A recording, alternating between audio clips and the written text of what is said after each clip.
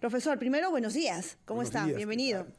¿Es viable un nuevo retiro de AFP en este contexto de recesión? ¿Es posible? A ver, es viable y posible, pero no es recomendable, ¿no?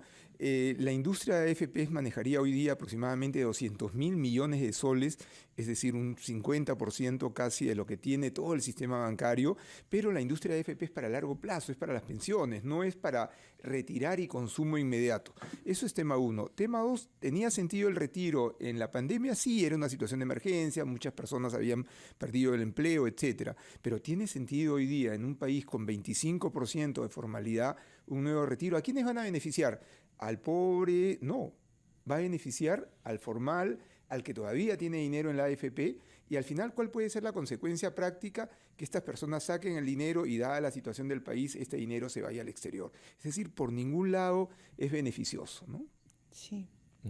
Ahora, profesor Pedro Grados, y un poco sería importante también saber de cuántas personas están retirando ya sus fondos hasta ese momento y cómo es que podríamos decir está esta repercusión de estos retiros, ¿no? Porque cualquiera podría decir, claro, como es su dinero, dispone del mismo, pero para hacer inversiones, generar de repente un nuevo escenario de posibilidades y oportunidades, ¿se está dando eso? ¿Se está viendo eso? ¿Qué nos dice? A ver, en primer lugar, ya hay 2 millones de personas que retiraron su dinero y que tienen cero en el sistema de pensiones. Es decir, al día de hoy ya no tendrían pensión. En segundo lugar, los primeros retiros sí dieron lugar a un cierto incremento del consumo, sobre todo durante la época de la pandemia y posterior, pero después las personas que retiran por el monto que se permita, esta vez se habla de entre 15.000 soles y todo el fondo, porque hay varias propuestas de norma en el Congreso. La verdad, lo más probable, como lo comentaba, dada la situación del país y el resto del país, es que estos fondos se vayan afuera. Sobre la alternativa de invertir, siempre es una posibilidad, pero ojo, es dinero que está orientado a las pensiones. Desde cuando surgieron las pensiones en el siglo XIX, en lo que hoy día es Alemania, el objetivo es asegurar una vida adecuada para el adulto mayor. Es parte de la seguridad social. La seguridad social es básicamente salud y pensión. En un país como el nuestro, con una baja penetración de las pensiones y donde se requiere además un subsidio como pensión 65, más de medio millón de personas tienen pensión 65, la verdad no es adecuado. Ahora, en el caso que se dé y en el caso que se retire, que creo que no es para nada positivo y es una medida más bien efectista por parte del Congreso, lo recomendable es que se ahorre y Pero que se no guarde. ocurre, ¿no? No ha ocurrido, incluso en momentos tan complicados, Ruperto, profesor, como fue la pandemia, hemos visto escenarios en los que no necesariamente se ahorraba o se gastaba en productos de primera necesidad. Hemos visto que compraban, en algunos casos, hasta televisores. Pero ahora, nos preocupa, profesor, la imagen financiera a nivel internacional. El hecho del retiro de estos fondos de AFP podría rebajar nuestra calificación crediticia. Sí, puede ser un factor por varias razones. Primero, los fondos son los principales compradores de bonos del Estado, son los grandes financiadores del Estado. Es decir, el Estado emite bonos a 10, 20 y alguna vez hasta 40 años en soles y dólares, y los fondos de pensiones, como también están orientados a largo plazo, compran estos bonos. En los últimos años ha habido una disminución de la participación de inversionistas del exterior y un incremento hasta estos retiros de las AFPs.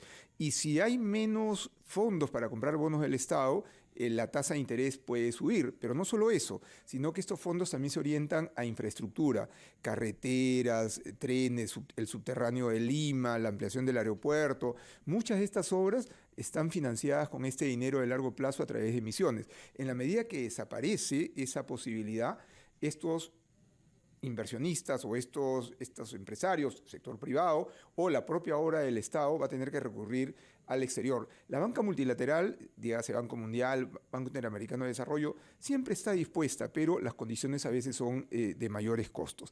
Entonces, sí podría llevar a una reducción de la calificación crediticia de Perú. Y ojo, somos uno de los pocos países en América Latina que todavía mantenemos con las justas, pero con una visión negativa. Y perderlo sería terrible, porque significaría que el Estado tendría mucho menos compradores en el exterior. No solamente las AFPs, sino que hay muchos fondos en el mundo que solo compran en países que tienen, por decirlo de alguna manera, ese sello de calidad. Esa información. Claro, profesor Grados, cuando usted dice, por ejemplo, que diríamos, posibilidades de inversión que tienen los fondos de las AFP son para proyectos de inversión. Bueno, yo me encuentro en una región, por ejemplo en Lambayeque. Aquí se habla mucho de proyectos que podrían ser bajo la alianza público-privada. Entonces, cuando usted nos dice que esto ya dificulta esas posibilidades de financiamiento, estamos hablando de esa posibilidad para estos tipos de proyectos regionales. Y en este caso, también podría precisarnos si se han emitido bonos este año o no, porque creo que esto es un indicador de cómo marcha la economía en un proceso de recesión. A ver, sí han financiado muchas obras importantes, incluso hará unos 15 años hubo un fondo que generó el Estado para precisamente mejorar la infraestructura, se financió la planta de tratamiento de Tahuada, que era una obra de $300 millones y que ha logrado que cerca del 50% de las aguas servidas de Lima sean tratadas. Se financió también una represa, una zona de trasvase de aguas, la laguna de Huaycacocha, si no mal no recuerdo. Entonces hay muchos temas de largo plazo. En el caso del norte, parte de la expansión agrícola también ha sido financiada a través de estos bonos. En cuanto a la emisión de bonos este año ha disminuido, no tengo la cifra exacta en este momento, pero no se está dando en la magnitud del pasado por dos razones. Por la percepción de incremento de riesgo país, que tiene mucho que ver con la inestabilidad política, con la imposibilidad de ponernos de acuerdo. Esto de cuerdas separadas que se hablaba hace algunos años entre la política y la economía es realmente una gran falacia. Necesitamos una política estable, como tenemos todavía una economía estable. Y por eso es fundamental reservar esos fondos. A ver, los fondos de pensiones tienen dos grandes objetivos. El principal es generar pensiones adecuadas, sin lugar a dudas. Pero el segundo es generar dinero de largo plazo y financiamiento. Los países que tienen ese financiamiento de largo plazo que está vinculado con las pensiones tienen mayores posibilidades de mejorar su infraestructura. Solo un ejemplo, la carretera central, la nueva carretera central va a necesitar más o menos 5.000, 6.000 millones de dólares, que dicho sea de paso, habría sido una mucho mejor inversión que la refinería de Talara, y va a haber que financiarlo en el sector externo. En el caso del norte, si se resuelve el tema de Chavimochic 3, también sería un tema importante que podría ser financiado, y realmente hay muchas obras, o terminar simplemente la autopista de Lima hasta Tumbes, ¿no? Cambiando de tema, profesor Ruperto, esta semana finalmente el Congreso aprobó el presupuesto de 241.000 millones de soles para el año 2024. Este presupuesto, según el ministro de Economía, Alex Contreras, es histórico. ¿Es suficiente? ¿Es demasiado? A ver, nunca es suficiente y nunca es demasiado, digamos, pero sí hay que tener cuidado con la parte fiscal. Parte de algunos supuestos con incremento de ingresos que probablemente no se den, sobre todo por el problema en minería. Una de las grandes fuentes de recursos del Estado peruano es la minería, por las exportaciones, por el canon, etc.